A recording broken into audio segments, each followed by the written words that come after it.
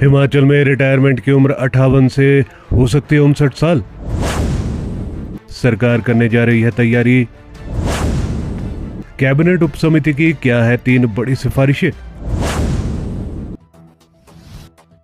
राज्य सरकार कर्मचारियों की सेवानिवृत्ति आयु को 58 से बढ़ाकर 59 वर्ष करने पर विचार कर रही है।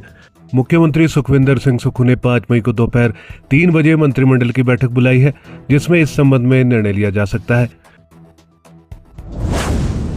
सेवानिवृत्ति आयु में 1 वर्ष की बढ़ोतरी से सरकार को पेंशन के बोझ में आंशिक राहत मिलने की उम्मीद है।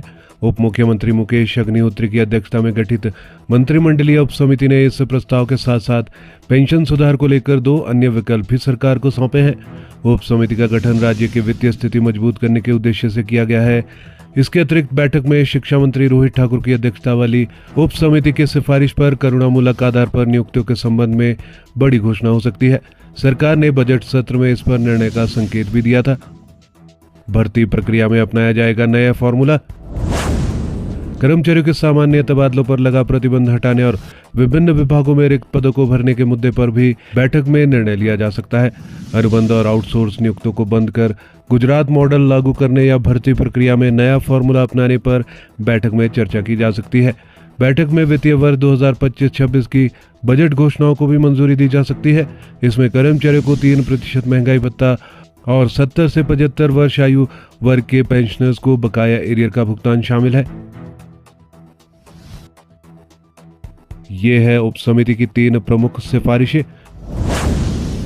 उप समिति ने सरकार को 3 सिफारिशें जारी की है, जिसमें पहली सेवानिवृत्ति आयु 58 से 59 वर्ष करने से रिक्तियों को भरने में सरकार को 1 वर्ष का अतिरिक्त समय मिलेगा, जिससे वित्तीय दबाव घटेगा।